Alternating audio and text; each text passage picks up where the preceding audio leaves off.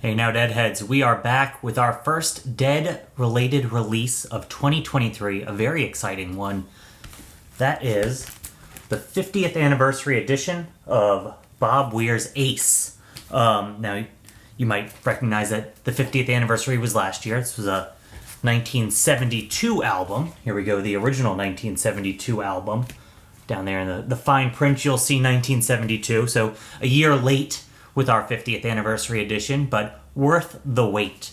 Got this in the mail a few days ago, earlier this week, and it has been in heavy rotation on my stereo behind me, as has been this version, the 1972 edition of Bob Weir's Ace. I've been doing a lot of comparison because I had to wait a few days or about a week and a half after the official release date.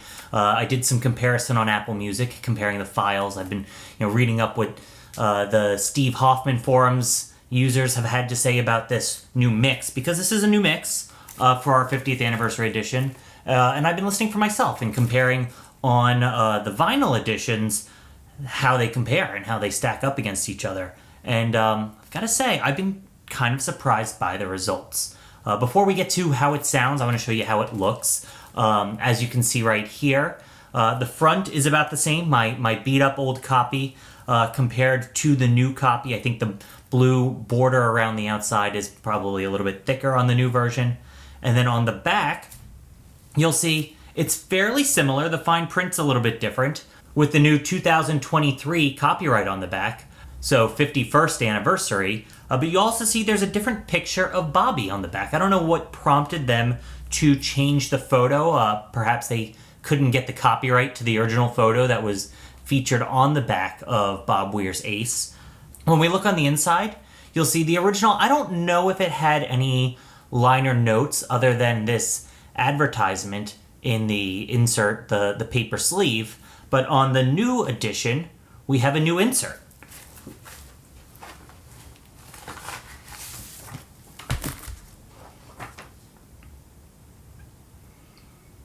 On this insert, we have, a little bit of background on this as a non-Dead release from Bob Weir, but it is part of the Grateful Dead discography, the family tree, following Garcia, and a little write-up about Bob Weir, as well as the track listing and a little copy of the album cover. So pretty cool.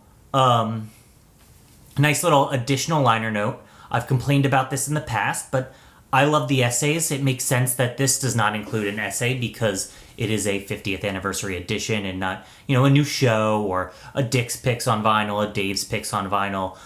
For those full concerts, definitely I expect a essay. For these re-releases, it's a nice to have, but I'll stick with the good old Grateful Dead cast for all that background information that's not included in writing with this release. Now let's get into how it sounds. I mentioned how it sounds. It is a little bit different. To my ear, it sounds like the mix is a little bit more of a modern album. If you were to make an album in 2022 or 2023, what that mix would sound like, that's more in line with this mix. But a few notable differences. First, in that song, Walk in the Sunshine. I know we all love and remember Walk in the Sunshine, not performed very often, or I think ever by the Grateful Dead, and I'm not sure if Bobby really played it until last year when he did those 50th anniversary shows at Radio City Music Hall. But I believe the intro, it might be a different take. In the original, it sounds like he's yelling, "Look out, here comes some free advice." In this new version, it doesn't quite sound like it's as yelly coming from Bob Weir. And then another set of notable differences, and to my ear, the biggest amount of notable differences you can really hear in playing in the band. First and foremost, for those who don't love Donna's singing in the background, she sounds like she's in a completely different room in this mix. She is far, far away in the mix. I kind of prefer that. Love Donna. I love what she's added to the Grateful Dead, but I think sometimes I need a little bit less of her accent in the vocals. A little, she could be mixed down just a little bit, and she has been across this whole album for all of her vocal parts. Another notable difference, to my ear, it sounds like Garcia's guitar is turned down just a little bit. I think in playing in the band, he really was the star of the show in the original mix. He's a little bit quieter. It doesn't diminish. I think I've listened to the playing in the band on this new edition of Ace, probably the most amount of any track on here, just because that studio playing in the band, it's fantastic. It's a classic. You have to love it. But across the board, I think Bobby is a little bit louder. Jerry's a little bit not as loud in this new mix. It sounds a little bit more polished, a little bit more modern. The bass, to my ears, a little bit punchier, but that could be just a symptom of, you see how old this copy is? This is an original. I cleaned it up on my Spin Clean. I'll cut to, here's a little video of me cleaning it on my Spin Clean machine last week as I was preparing for this to come in the mail. But this and Europe 72 are probably the dirtiest sounding originals out of any of the originals that I own.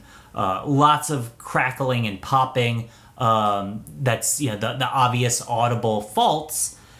But I think it's just duller sounding. I think these two records were in heavy rotation back 50 years ago when they belonged to my dad. They saw a lot of life. They got a lot of airtime. He played them quite a lot. He was a huge Deadhead.